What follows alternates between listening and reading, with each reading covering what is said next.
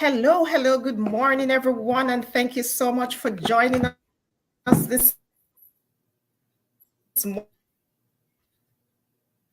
morning.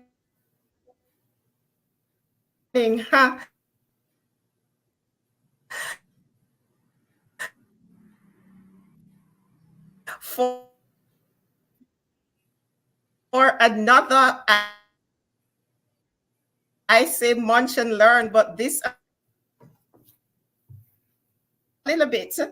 It's the thing that is called life. Sometimes life doesn't allow us to do the things that we want to do in the same way. But we thank you so much for joining us. I say, come on in, come on in if you're there and join us on this another session. With me, as usual, is my co-host, Dr. Siegfried Howell. Dr. Howell is us talk about another important topic. I don't know if the internet is going to be acting up today because I see a little wriggle going around there, but we're going to carry on. Today we will be talking about a topic that is so important in life. And my name is Dr. Janice Brooks. I'm a licensed pastoral counselor, leadership consultant, and coach, trainer, speaker with the John Maxwell team. We will be on this topic, building strong relationships, and we'll be looking at the 4 keys to building strong relationships. And we know that building enduring relationships in leadership requires a strategic approach. And that is why we're here today, because I believe that everything has to have a strategy. So these 4 keys that we'll be looking at this morning is communication, transparency, empathy, and recognizing and celebrating wins. And these are significant. And I am happy to start with communication this morning, as communication plays such an important role in every aspect of our lives. And Dr. Howell will expand on that when he gets there, because he's a master of that.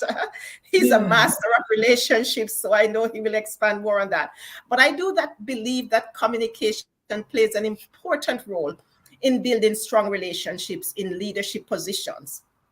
And it's not just about giving orders or sharing information, because that is part of it. But no, it's not just about that. It's more about connecting with people and understanding their needs and building this kind of environment where everyone feels valued and heard. So when leaders prioritize this kind of communication, open dialogue, they are actually building a foundation for trust. And when I come to transparency, I will talk a little bit more about trust. But communication creates a foundation for trust and collaboration. And it also strengthens the team, and it builds a bond within the team. So it makes it easier for the team to navigate challenges and celebrate successes and achievements together. So I personally believe, and I'm sure you join me with it, that effective communication is a key strategy to nurturing and building lasting relationships, both in life and leadership. And in the final analysis, before I come to Dr. Howell to give his take on this communication, effective communication must be encouraged. People must be encouraged to openly speak and openly express, so that you can take away what is important and you can take away what you do not know for yourself as a leader. Because most times when people fail to communicate, there is so much that they have to say that is not heard. Dr. How will you come right in here and talk about communication as a key strategy in building lasting relationships? That, like I always say, is a loaded question. Communication has many parts. The first part is knowing what you want to communicate, and then knowing the the background of the person that you're trying to communicate to, because not everyone can be communicated to the same way, and that's where emotional intelligence comes in. the way I speak to you may not be the way I speak to my wife. The way I speak to my wife may not be the way I speak to my kids.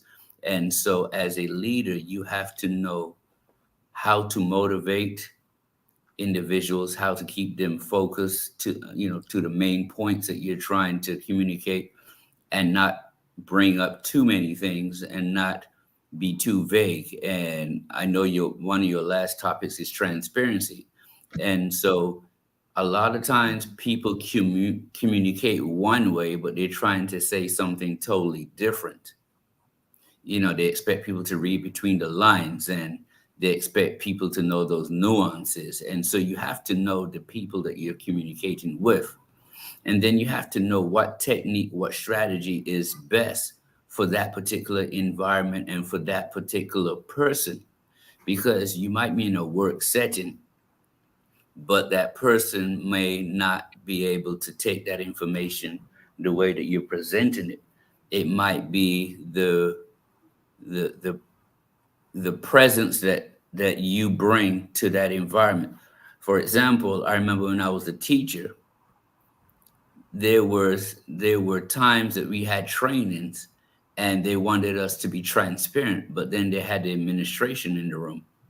And so they would say, administration, you need to leave so everyone can be transparent with their thoughts and transparent with their beliefs. And so the positioning of the people within that room can also help or hinder the way we communicate to each other.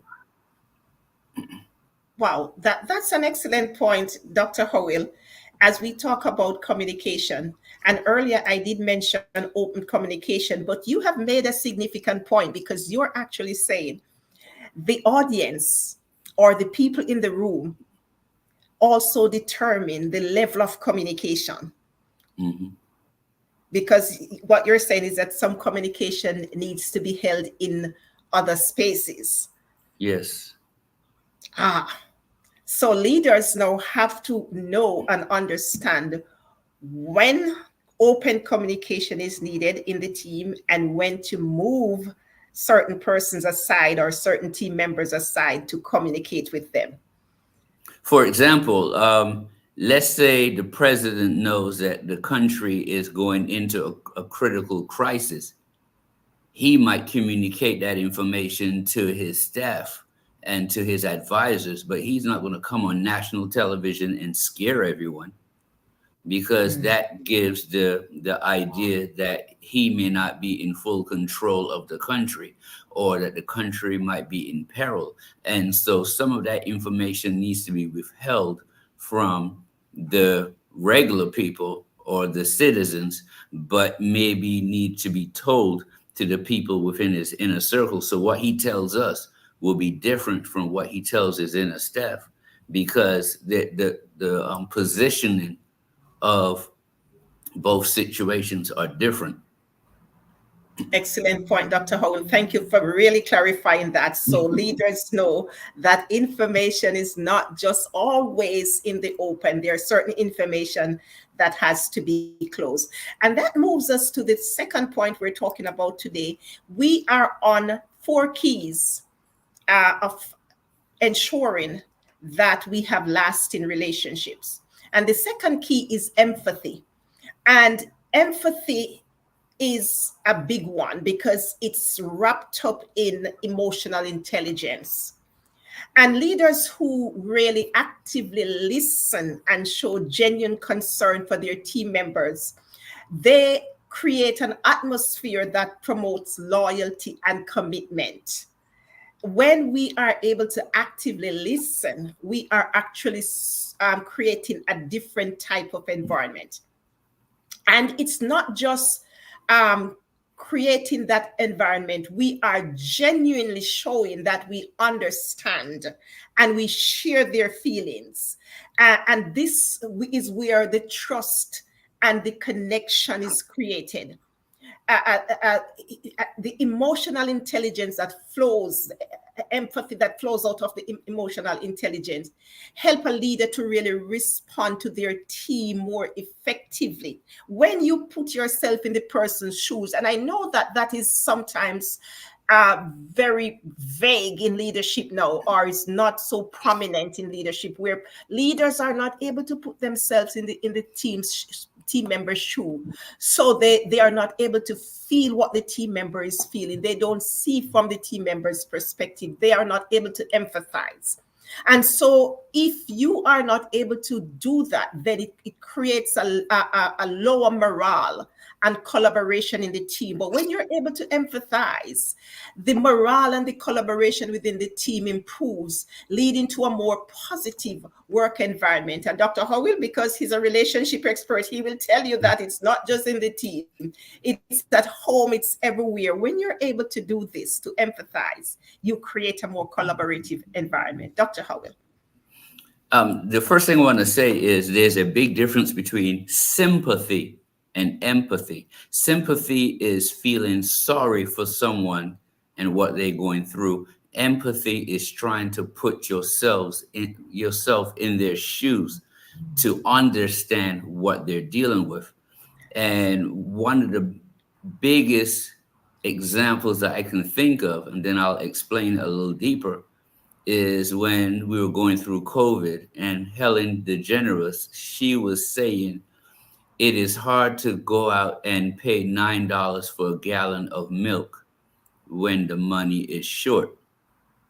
And on the surface, it sounded like she was being empathetic, but she had no footing to the reality of the true cost of groceries. So by her saying that, she showed all of America who listened to that she did not know what the price of certain common food items were. A gallon of milk does not cost $9. And so it allowed us to understand that her level of understanding to what we were going through was totally skewed. So a lot of times people think that they're being empathetic, but because they are not able of fully putting themselves in our shoes, they can't fully understand and fathom what we're going through. And so when we are talking about elections and one candidate is talking about, I'm going to do this, and the next candidate said, I'm going to do that, and the common folk are sitting back and thinking, well, none of what both of them are saying is going to help me any. They're not appealing to my needs, but both candidates believe that they are appealing to our needs, but they are not capable of putting themselves in our shoes because they don't have the type of money that we have. They don't have the type of struggles that we have, and they're not listening necessarily to the constituents of the country. They're just listening to the people who can finance their campaign for president. And that goes across the board, whether it's governor, whether it is mayor, whether it is senator, whether it's representative. The representatives and the senators have a better listening to our ear than the presidents and the vice presidents, because they're too far removed from the situation. And so you have to understand that empathy is relative to your ability to put yourself in someone else's shoes. Excellent point. That last one hit home. Empathy is relevant to be able to put yourself in somebody else's shoes. And that is real correct, Dr. Howell. So we move on to transparency. This morning we'll be only here for half an hour talking to you on this very relevant topic. 4 keys to building strong relationships. And we're talking about leadership, and leadership and life connects. So it's in life and in leadership. So the next point we're looking at is transparency. And when I look at the meaning of transparency, it means open to scrutiny and being clear, being easy to perceive. So that tells me that transparency should be coupled with honesty, and that will strengthen trust. Mm-hmm. Transparency should be coupled with honesty, and that will strengthen trust, and it will strengthen, having individuals, the people around you, feel valued and understood. When you just are in this little silo and there is no transparency, no one knows. And I understand the earlier example that Dr. Howell gave about, like, the president and the knowledge of who's to know. But in a team, when a leader is transparent, they not only strengthen trust, but they also enhance collaboration, and people will feel more value. And by extension, the people are now open and honest with each other. So it's a ripple effect. It builds a foundation for deeper connection. We have this thing where we say we do not have friends at work. You have team members at work, you have managers, supervisors, and I do agree with that. But deeper connections doesn't have to be friends. Connections can be people who you trust, who value you, you value them, who are transparent, who acts with a level of openness, and they are not always under the shadow. So transparency allows for openness. And when this is formed, it also allows for better communication and understanding, which makes it easier for people to navigate the workplace. And I'm specifically talking about the workplace today. Make it easier for people to navigate the workplace. So in final analysis, when a leader is transparent, they are actually showing value to the team members, and not just showing value. It's also wrapped up in empathy, because they are understanding other people's feelings and perspective. And they're saying, I don't have to be in the shadow right here.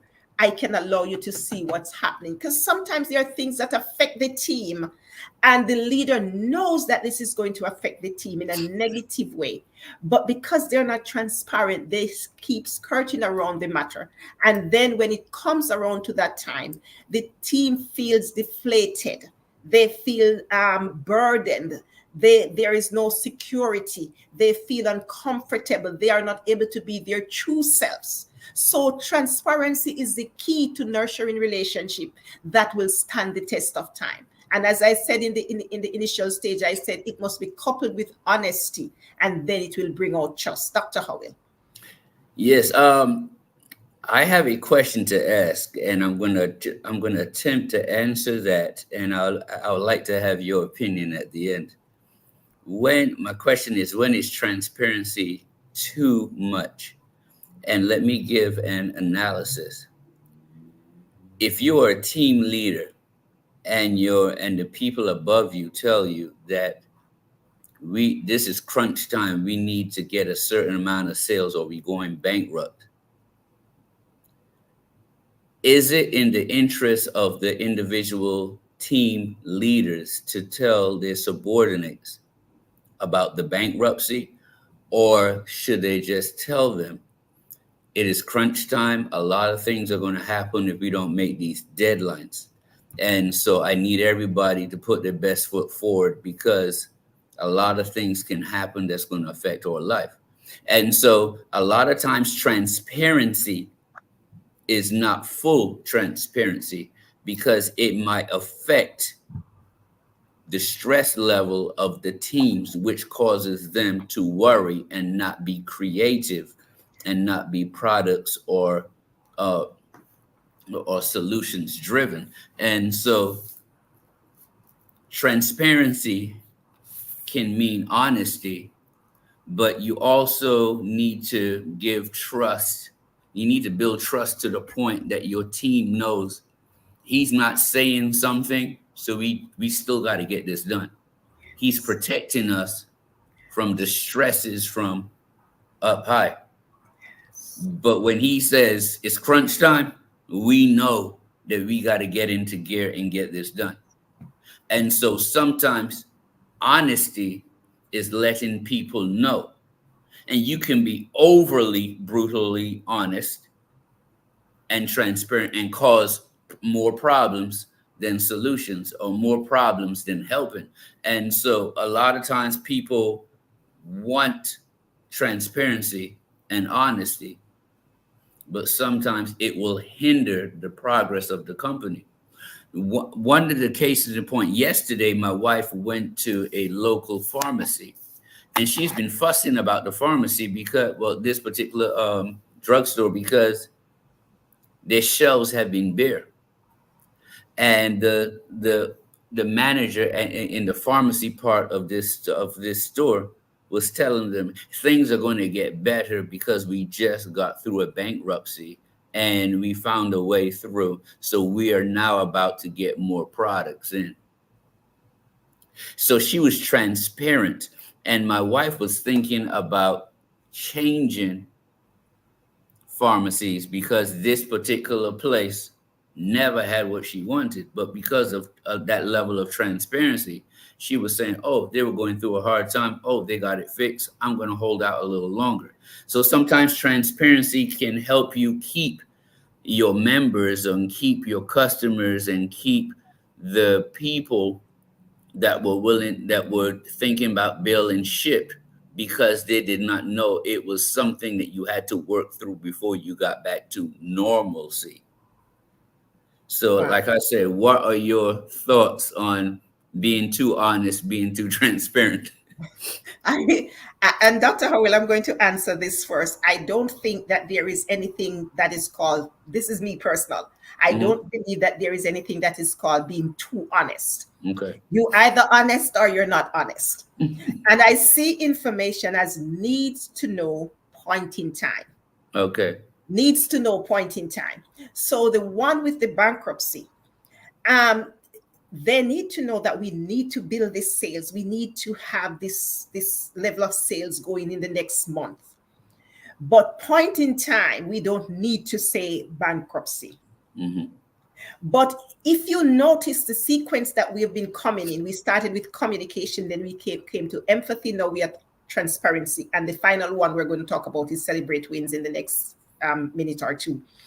If the leader was that communicator that built that kind of communication and trust with their team.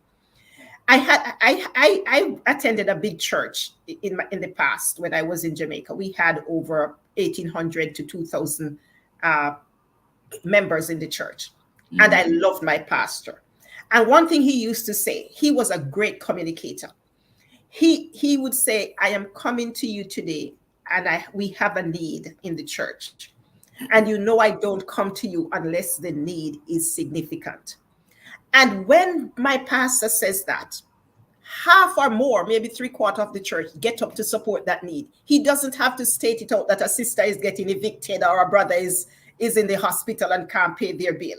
He developed that communication and that trust with the members, that he doesn't come every week, every day, every month. But when he comes with a need, it is supported. So that leader, he was an excellent leader. So when that leader develops that over time, the communication, the empathy, and the transparency, when that leader comes, he doesn't have to state out everything. It's a need to know case in point. So that's my response to that one, Dr. Howell. Well said. Well said. And we are, and you know, the funny thing about, you gave a perfect example of the pharmacy, because I went into one of my supermarkets, a local supermarket 2 weeks ago, and the shelves for like my fruits and vegetables are not there. So I said, hold on a minute, are they closing down? Because that's where my mind went in the first place. So I walked over to the cashier and I said, what's happening? Are you guys closing down? He said, no, that's the effect of the storm.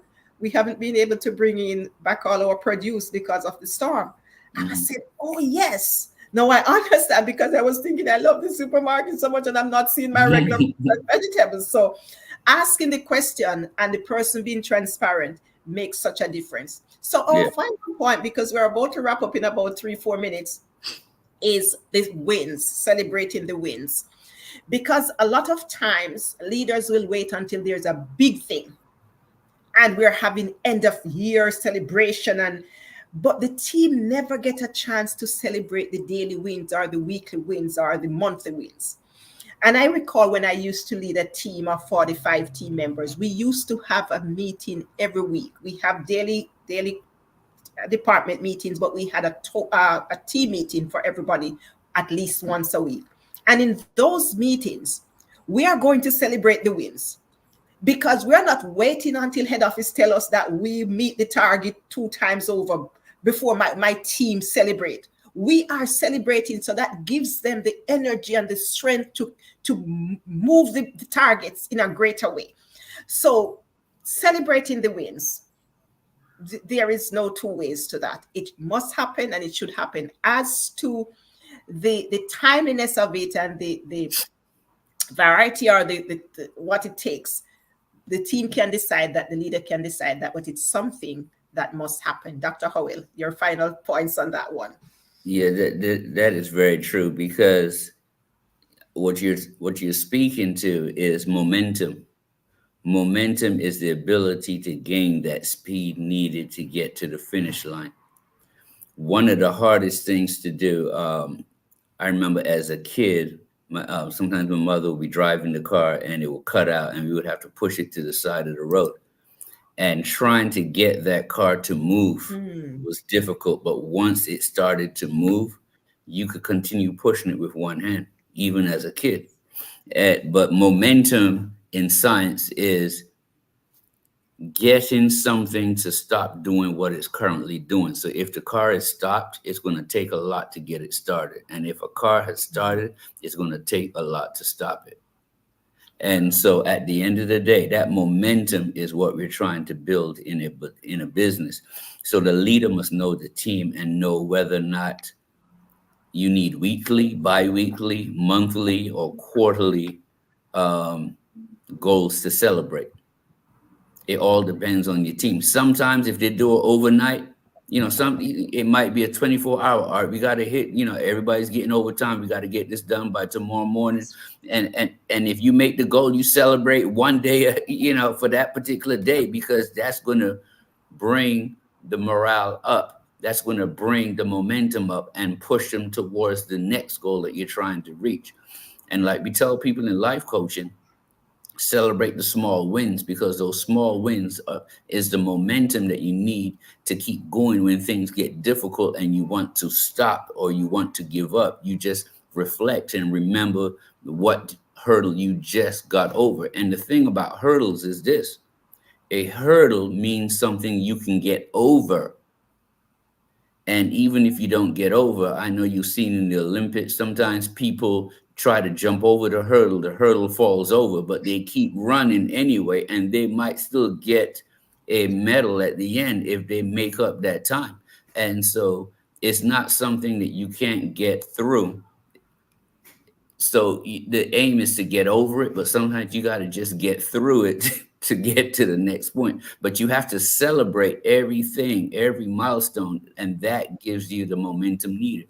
But like I said, the leader needs to know the team dynamics and what is needed to keep them pushing forward. Sometimes it's a pat on the back, sometimes it's money, sometimes it's external, sometimes it's internal. Not everybody has that internal win drive. And so the managers and the leaders have to give that external praise, a trip to this or a dinner out with the team, whatever, in order to keep that momentum going. Absolutely. Absolutely. Wow. What an excellent way to end this morning's session. The leader must know what it takes to get that momentum and keep it going. We were talking about the 4 keys to building strong relationships, and we were specifically looking at leadership. When you're in leadership, how do you build those strong relationships? We talk about communication. We talk about empathy, part of the whole fleet of emotional intelligence. We talked about transparency, and finally, celebrating, recognizing and celebrating the wins. We can't do too much of that. Again, with me was my co-host, Dr. Sigfred Howell. He is a life happiness and relationship coach and consultant. He's also a master life coach and a corporate trainer. Dr. Howell has written over 20 books. Mm-hmm. And once you type in his name anywhere on the internet, Amazon, you can find his book. One of my favorite books that Dr. Howell has written is the one with his father, and I'm very peculiar about this book because it's called From. I have it right here, so I'm going to grab for it because I need to tell you about this book. Oh Lord, Dr. Howell has written so many books here. Let me see if I can pull for two of those books. But the one that I love most is the one with his father, and it's right here on my book stand. It's called From Ordinary People to Great Leaders, and we are talking about leadership today. And then Dr. Howell has this book that is called Seeking Happiness. That's another one because everybody wants to be happy in life. And so Seeking Happiness is one of those books. And don't forget my book.